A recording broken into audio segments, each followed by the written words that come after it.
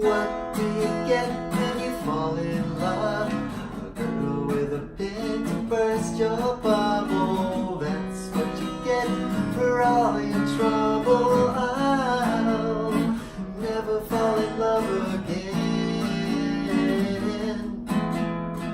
I'll never fall in love again. What do you get when you kiss a girl? You catch enough germs to cause an pneumonia. After that, she'll never phone you. I'll never fall in love again. I'll never fall in love again.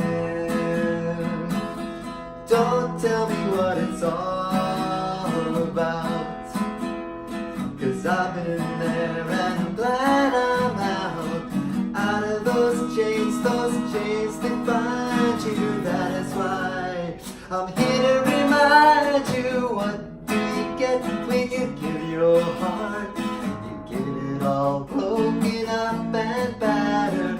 That's what you get, all of it shattered. I'll never fall in love again.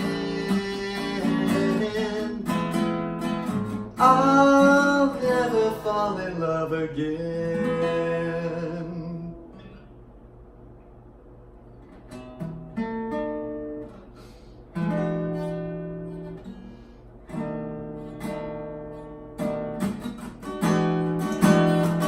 It's cooking with grandma and nothing else matters. It's cooking with grandma. Oh, everyone gather. Don't you think it's time for Grilla's rhyme? Oh, cooking with grandma, 'cause nothing else matters. No, cooking with grandma. Don't you think it's time for Grilla's rhyme? Oh, cooking with grandma. Everyone gathered, cooking with grandma. Nothing else matters. Cooking with grandma. Cooking with grandma.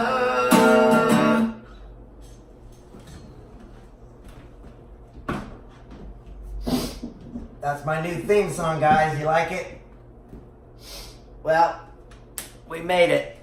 It's New Year's Day 2021. I think I made a decision. I'm going to get back into the guitar. See, what you guys don't realize is I started out on the guitar. Because in the late 70s, from 1976 until 1977, I lived way out in the suburbs of West Chicago in the woods. It was called Northwoods. It was by Winfield. And it was in the late 70s that my mom just decided to buy an acoustic guitar and bring it home. And then she got me going on guitar lessons, and I was hooked on guitar all the way through the 80s up until Dirty Crabber started in 1990, and I became just a lead singer. But, you know, I was just focused on guitar in the beginning, and then when Romeo and the Dreamers started in '84, I played guitar, but I sang a little background. I sang more and more. In Romeo and the Dreamers, Brian Hurley was mainly the lead singer, and I sang background. I think there's a couple songs I might have sang lead, but he was mainly the lead singer. And then when I went into Shame, I shared the lead vocals with my brother, my younger brother, Chad, that's no longer here, but that died in 2003. He's no longer here. I've told you guys about that. But I shared the vocals with him in Shame from like 1987 to 89. And then when Dirty Crabber came, that's when I kind of abandoned guitar for a while. I mean, through the years, I would keep coming back to it. And right now, I think I might be having a time, because yesterday I picked it up for the first time in a long time. And that song I just did, you know, Burt Bacharach, I'll Never Fall in Love Again. You know, I might have made it look pretty easy, but that's very difficult. I've spent the last 2 days doing it over and over, you know, because you got to get the words right, you get all the chords right. So right up to when I did this video just now, right up to the last moment, I was still trying to get it down, and you can hear there was some mistakes I made. It's just so hard to get it perfect. Something's going to go wrong, either the chord or the lyric or the word, or, you know, but it's so important on this planet to practice repetition to get good at things. There's no way around it. It's just, that's the only, you know. Also, if you're a guitar player, I just want to challenge you now. Go on to ultimateguitar.com. That's a website where you can find the chords to play these songs. Go to Ultimate Guitar. Type in "I'll Never Fall in Love Again," and then go down, and if you want to, there's different versions, but the one I did was the Burt Bacharach. Click on that. I clicked on the second version of the Burt Bacharach. Click on that. Just try it. It'll show you what the chords are. You can even transpose the key if you want to go up and down. I kind of switched. I kept the key, and that's why you could hear there was one note there I couldn't even hit. It was so high.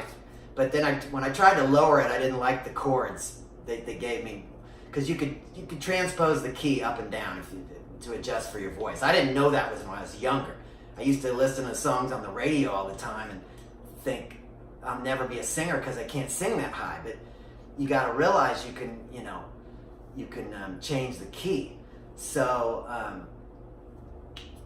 anyway, just try to go on that and see if you can see how difficult it is. It's not easy. You're gonna have to do it over. I mean, there's some brilliant people who could probably pick it up quicker than me or whatever. But you know, so I don't know. In the last video, I was looking like a rapper. Came at 12 told me to do that song "Still Fly." He said he liked that from Kill Tony 6, and there's also been some. K-Matt's been suggesting I need to try these buffalo chicken Morning Star patties, and I'm planning on doing that on Sunday. I'm gonna go over and get that, and then I should do a show. I'm gonna show.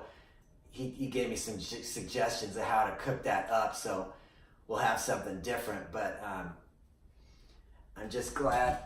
I don't know. Maybe I'm about to eat. Maybe I should smoke a little and relax.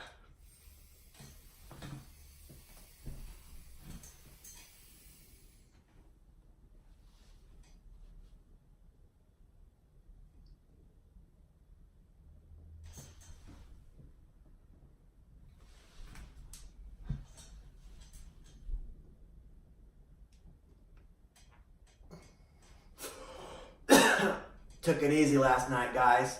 I played it safe. I didn't do anything. Didn't even drink. How many of you guys could say you didn't even drink any last night? I stopped drinking a long time ago. It's best for me just to stick with this, and I'm sure some of you guys that might be feeling a hangover now are wishing you did the same thing with me. That's just the great thing about this. You can smoke as much as you want. You get up and you're normal again. So.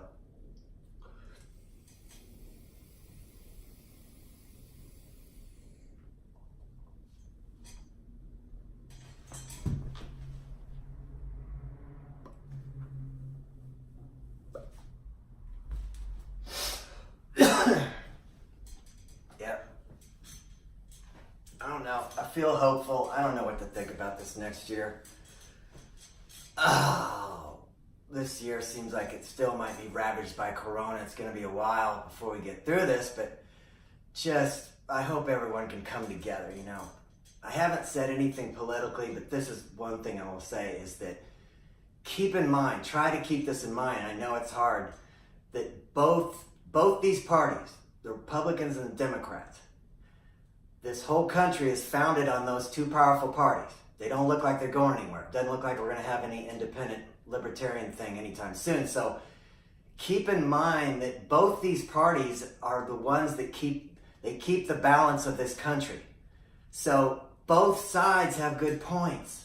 Just try not to get on one side and just forget about listening to the other group, because both sides have something to say, and the more we can all try to kind of meet in the middle is going to be, you know, better, you know, because it's just once you start spinning it and become a lawyer for either side and spin everything in that direction, you know. Both sides have some thoughts that are probably not good or maybe too radical. So, but that's what the challenge of life is the balance.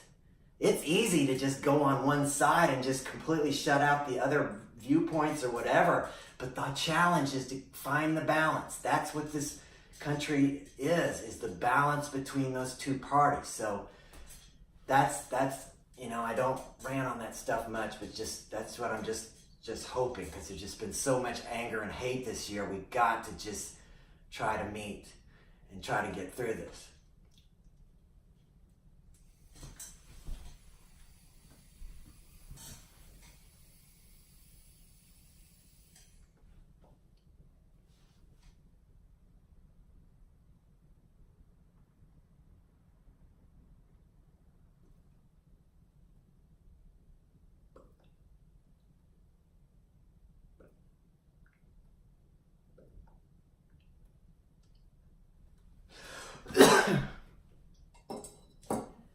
It's time for Gorilla's Prime.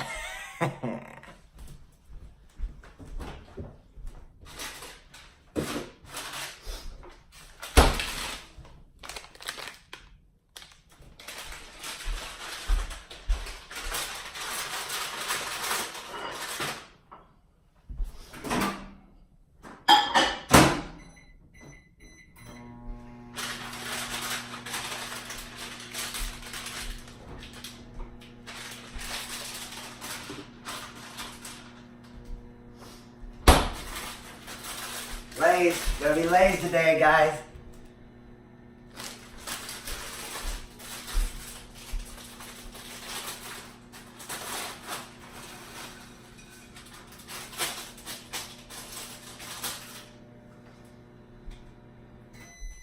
Okay, showing you what I'm doing here for you guys, maybe some new watchers.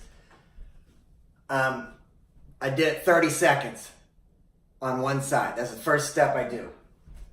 Now I'm going to do it 10 seconds because the other 20 is going to be cheese.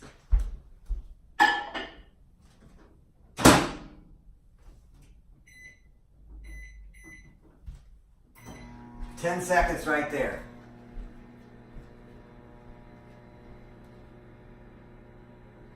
See, you guys that saw me in the last video, you think I'm all hip-hop. But now, look at me. I look completely different. I mean, Mike David, he one time, a year ago, he said I look like Fred Armisen. Never had anyone say that shit before.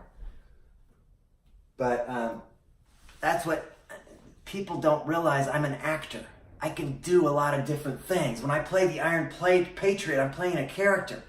I mean, I'm not saying I haven't gone crazy from some of the stuff that's happened on Kill Tony, but it's like, I realized, I mean, Tony's the one who started the whole thing of me, of the Iron Patriot being obsessed with him and stalking him, and so I made it, it's a funny part of the character. That's a funny thing. The Iron Patriot is obsessed with Tony Hinchcliffe. That's the character. So, you know, I don't know what you guys want from me. I mean, okay, I did it 10 seconds. There, let's grab the cheese. This is a new kind of cheese I got because they didn't have the one I usually get. I just usually get Colby Jack. This is Colby Pepper Jack, which I've already had some. It tastes okay.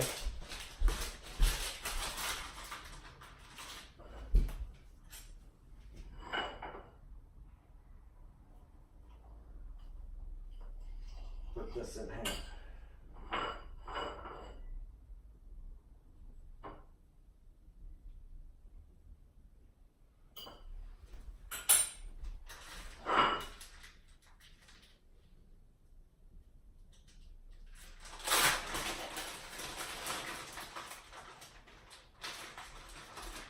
It even comes with these little papers that separate the cheese.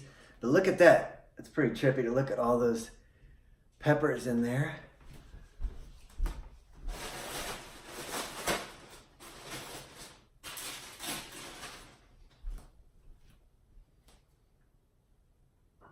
Okay, see, I put it up there, and then I'm going to hit it another 20 seconds to melt it down.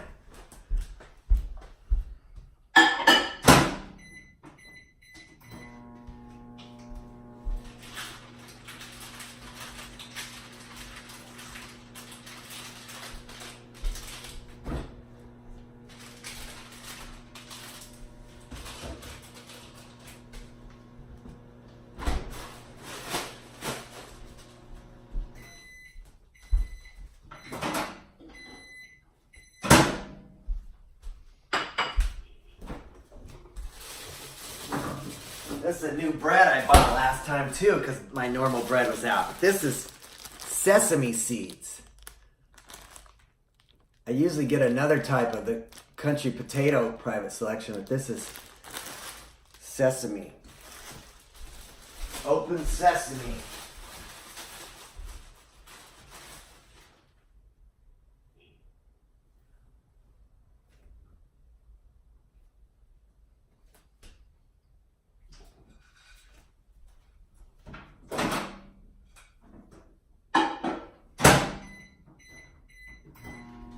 Hitting that bun for 20 seconds because I had it in the freezer.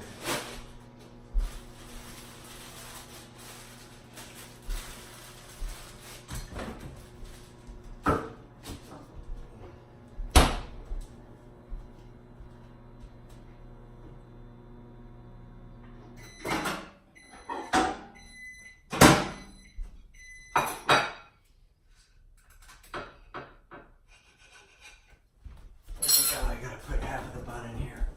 I don't need a whole.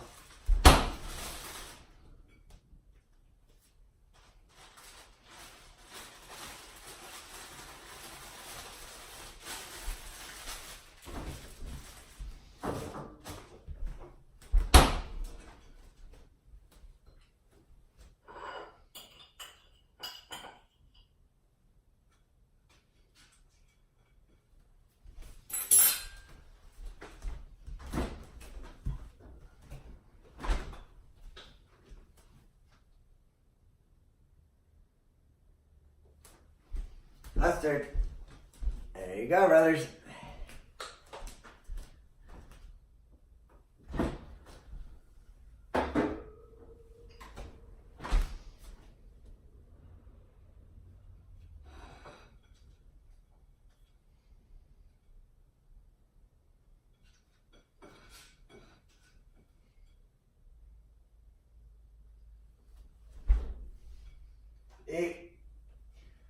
The American cheeseburger is just probably the most important item we have. And to be able to replicate it this easy and have it be so similar in taste, it's just, that's all I needed to be sold on this. I mean, I don't know what you guys need, but it's just, I mean, there's nothing better than the American cheeseburger, and you got it right here. It just took a matter of seconds in the microwave, and it's so easy to clean up. It's healthy, no half the fat that a normal burger would have, no grease. I mean, let's go.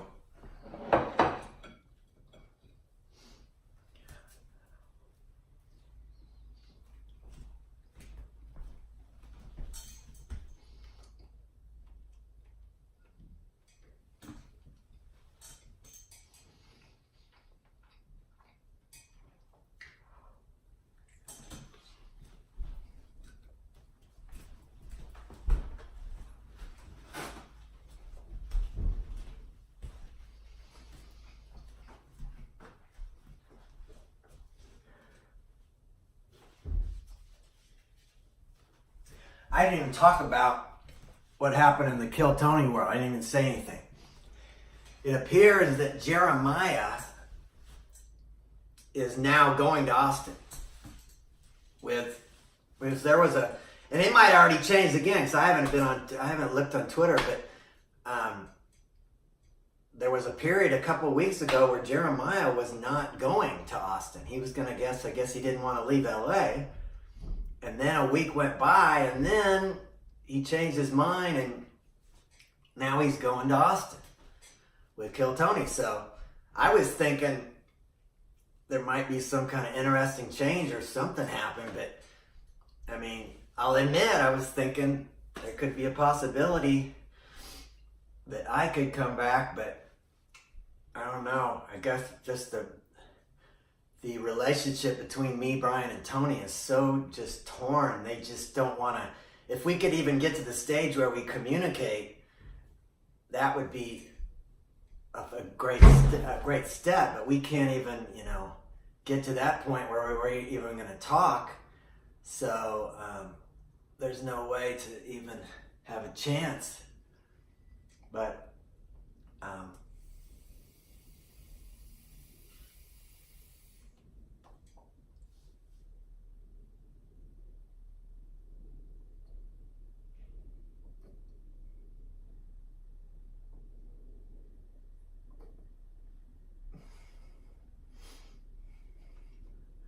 I mean, I think about myself and think, how can I even want to go back after all they've said about me? And I mean, just everyone keep in mind, when I left that show in January of 2014, I said nothing. I was just gonna go on, I was gonna take the high ground, say nothing. For a couple months, and then they just started torching my name. And, but I don't even know if I can hate them for it, because that made my name even bigger. I mean, people that are seeing me now and finding out about me, they might not have, just all this controversy, it's just hard to know. I mean, when you're in this Kardashian world, I mean, you know, Kim Kardashian, she probably never expected to have her career get launched in the way it did with all that controversy, but you never know. Sometimes, I think the worst thing you can be in this world is unknown at all. If you're known bad or good, that's good. You know, because people are paying attention. Because most people out there, they can't get anyone to even pay attention one way or the other. So, I don't know. It's a tough line to walk, you know. I've always walked that line between, you know, weird crazy and weird cool, you know. It's just not easy to navigate.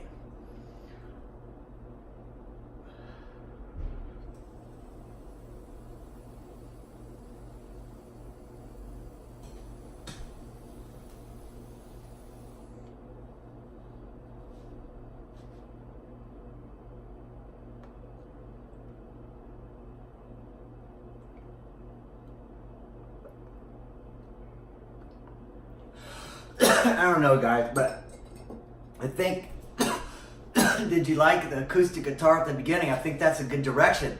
I mean, you guys, maybe if you want to give me suggestions for songs you'd like to hear or something. Somebody was telling me already they wanted me to do some of my own song cover versions.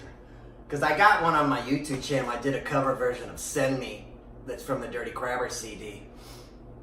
But I just did it on guitar, but I don't know, I just think it might be good for me to get back into guitar, because it's just a waste to not, if you got that talent, you know.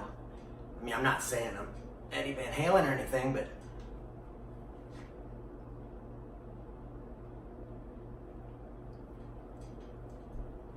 man,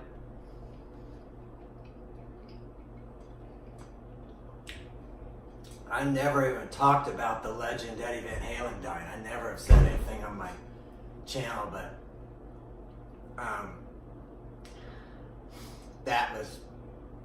that made me think, because he was a big influence. There was, I mean, back in the late 70s, there were nobody bigger than David Lee Roth and Eddie Van Halen. And I came late to the party because I was a young kid. When I was in Chicago, I was just like listening to K-Tel records. When that first Van Halen came out in 77, I wish I could have heard it, but I wouldn't even, I was living with my family in Chicago. I mean, I was taking guitar lessons, I was learning songs like Shortening Bread and stuff, and Jingle Bells. But I didn't find out about Van Halen until I got to Dallas. And I remember, it must have been like 81, 82, I remember Brian Hurley playing Mean Street for me the first time. And I couldn't believe, that's not even from the first album, but I don't know when I heard the first album exactly first, but yeah, You Really Got Me was pretty popular, so I'm sure but I really got hooked when I heard Brian play Mean Street, the way, the rhythm of that guitar and the sound he had on it, and when you saw him, Eddie play, that grin on his face, and it's just, I don't know, it was tough for me when they broke up in 85 or so, and then Sammy Hagar joined the band. I have respect for Sammy. I loved his stuff before he joined Van Halen. I love that song Fast Times at Ridgemont High. that they play during that movie. You know, that scene when Spicoli, Sean Penn's driving that car down and they're playing that Sammy Hagar song.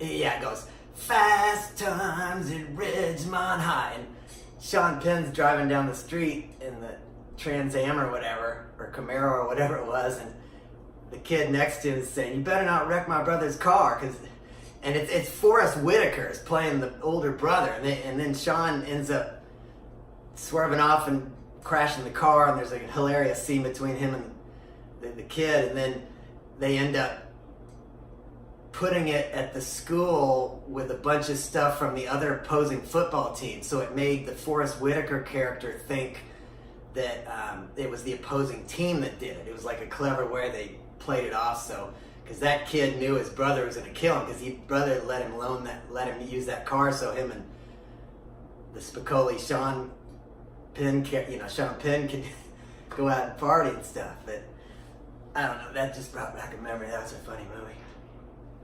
But anyway, when the band became Van Hagar,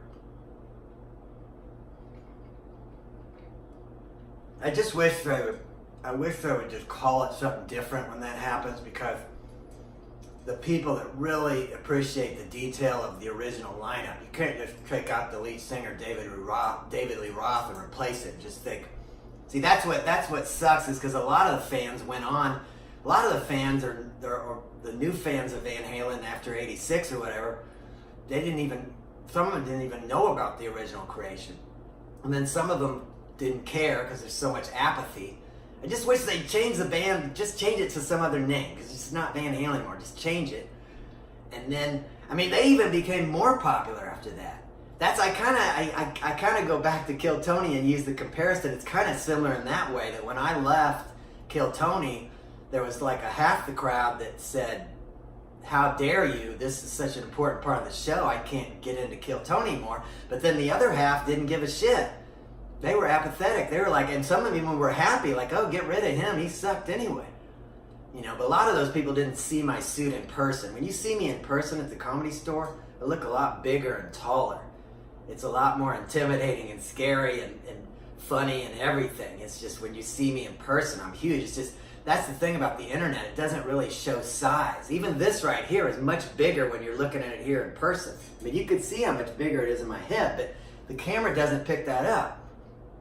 That's why Joe Rogan can do his podcast and nobody can even tell he's a little midget. It's just, you can't see size on the thing. It's like, it hurts things like this because you're not seeing how big it is and how awesome it is. But see, that's why I use the analogy with Kill Tony and Van Halen, because Kill Tony is even more popular now once they went on with Jeremiah. And I realized Jeremiah works so good with that show because he can travel with them. He does all the outfits. He's got the experience with improv. I realized he was a perfect fit for them to take to the next level. But it's just a shame they don't ever want to give any love to the Iron Patriot. The 500th episode is going to be coming up this spring. Do I dare believe there's a chance we could reunite and Tony would bring me back? If he says he can't even use surprise if he sells that show next spring, he better not use the word surprise, because there's going to be a lot of people thinking, "Oh, surprise, could that be, Iron Patriot?" But there's just, I'm not counting on anything, but just keep in mind, guys, I saw the whole thing go down with Van Halen, and for years they were on bad terms that never looked like they would get back together. But after 22 years, a few years ago, they played on Jimmy Kimmel and then did a whole tour. They reunited. I think it was after 22 years. So, believe me, I'm not holding out any hope now, but it's just a shame. It's just a damn.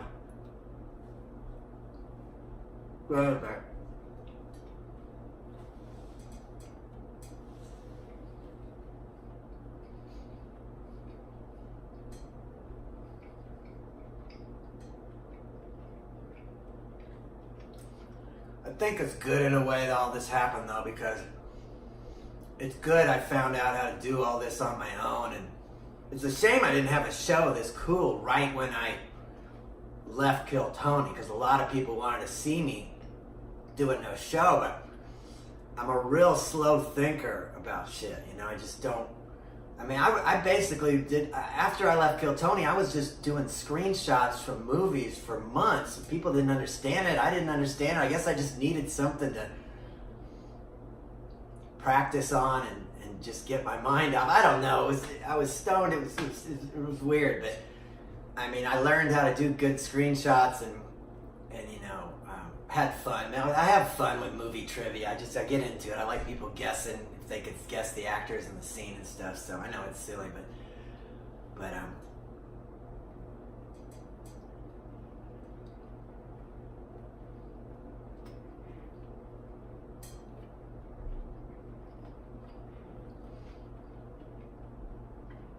it's good. I mean,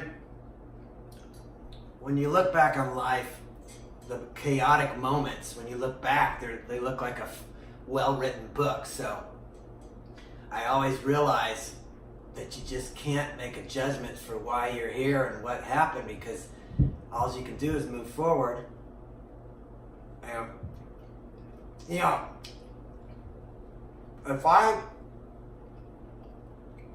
I mean, people think I haven't considered what it would have been like if I would have been nice and stayed. You don't think I went through that 1,000 times in my mind? I mean, people bring it up on YouTube like it's just happened yesterday or something. I've already went through that. There's no reason to go keep hashing it up. I just got to go forward.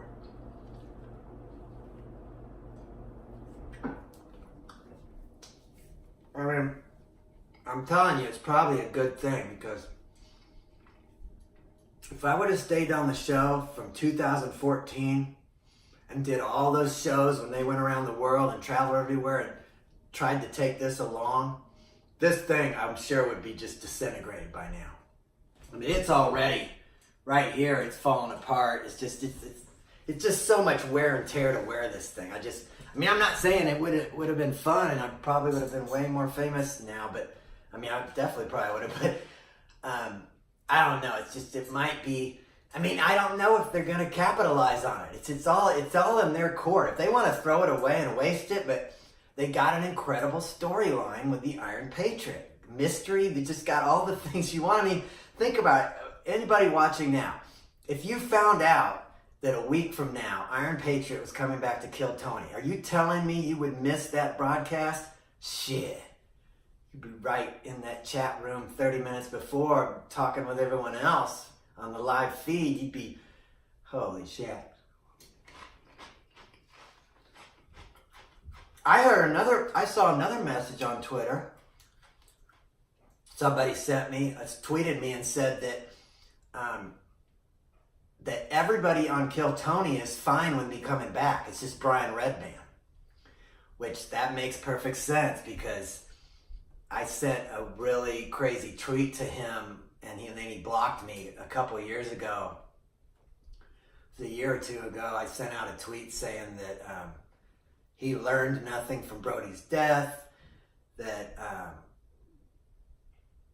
working with him was the most disappointing experience of my life. He's excluding me from a show I helped create, and that was it. I've been blocked ever since then by, Redman. So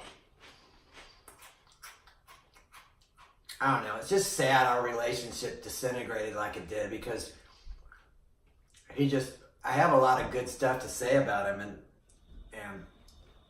when you say a few critical things, it just kind of gets drowned out, and then they just think they don't even want to know about the things you liked, and so I mean, he's the one who inspired me to even go to the Comedy Store and try to get on his show, because from watching his programs on the Death Squad. So, but I don't know. It's such a long story.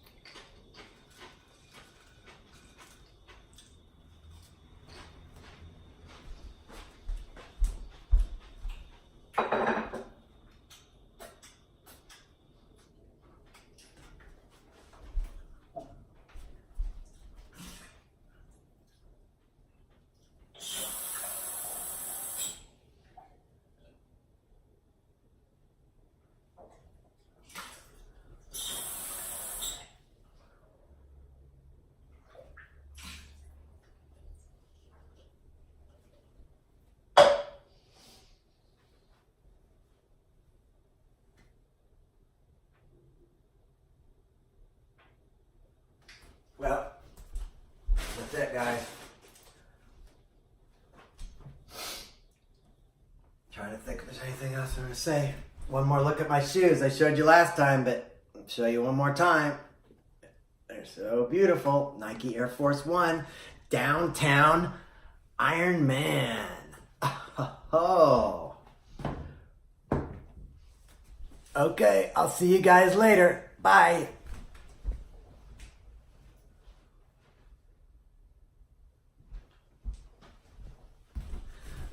No, Tony, no. No, Tony. No, Tony, no.